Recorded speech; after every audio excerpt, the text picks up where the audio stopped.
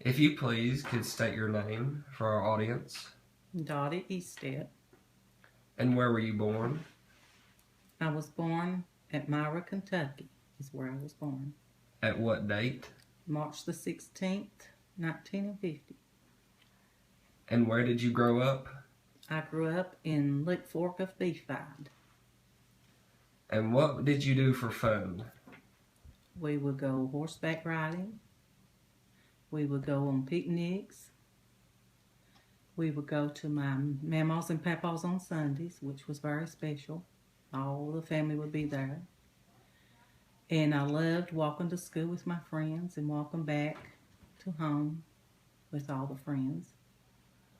And doing chores. To us, chores was like, it was a fun thing because I love being outside. It was really fun.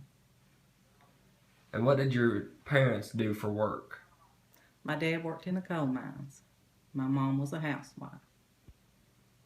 And did you ever help your mother around the house? Oh, yes. When I came in of the evening, it was my job to clean up the supper dishes while Mom went and milked the cow. It helped Dad feed all the animals, the horses. We had pigs, had to feed them.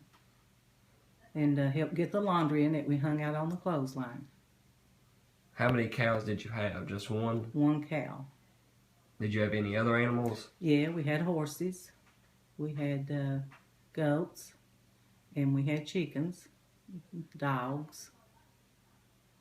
Because of the area and you weren't really able to travel as much, did you go to the store a lot and like get clothes and such?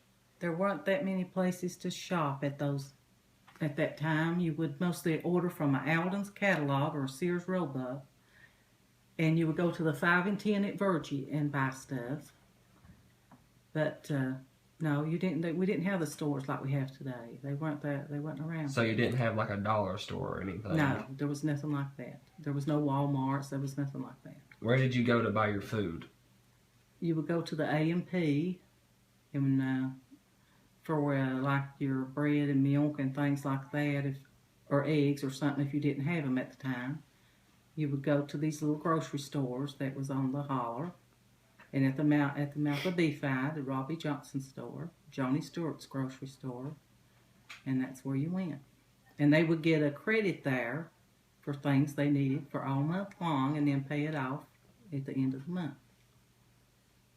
Where did you attend school at? Lionella, at the mouth of Brushy Fort, Lionella, Kentucky, at the mouth of Brushy Fort. Was it just a one-room schoolhouse? It was a 2-room schoolhouse, and you had one room was 1st, 2nd, and 3rd, and the other room was 4th, 5th, and 6th.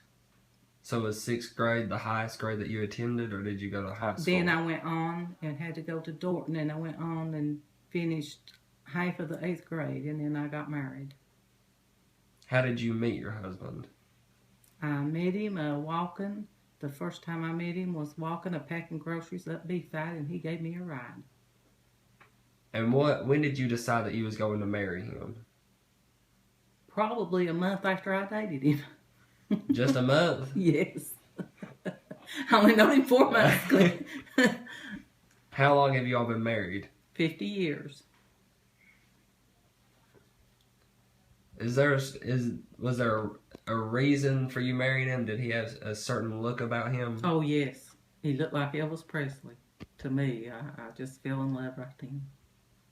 Is that what some people would say, the reason that you married him? That was part, yeah, they would say that was it because I was so young, and my friends would just laugh because I'd say he looks just like Elvis Presley. You was just so starstruck? Yeah, really was. What was your favorite thing to do when you were little? Playing and making a playhouse. Dressing up in women's clothing and having a playhouse. That was my favorite thing. Did you buy a playhouse, or how did you make one? My daddy built me one. What did it look like? It was one little room with a little bitty porch on it. It was to me, it was special with one little window in it with just screen over it. What was your house that you lived in? What was it like? Well, we didn't have a bathroom. You had an outside toilet. So an outhouse? Yeah, we had an outhouse. And It was like you didn't have running water. You had to pack your water. Did you pack it from a well? Yes. Many a day. How was it in the winter? Oh, we had coal and wood. And we had 2 fireplaces going and a stove in the kitchen going. An old cook stove, burnt wood. My mother cooked on an old cook stove. Did your family have a car? Yes, we always had cars. Dad always kept cars. Was that his hobby to keep cars? No, he just always would have a pickup to haul the coal in, and then a good car for us all to ride in. So when you were talking about you going to school and that you like to walk around with your friends, did you walk to school? Walk to school every morning and walk back every evening. And if it was real bad, Dad would take us or come pick us up if it was raining real hard or very bad out. How far away was the school from your house? I would say... Like, you don't have to think about distance, but like, how long would it take for you to walk there? It probably took a good 25 minutes to get to school. So that's a pretty long distance. Yeah, it was a good distance.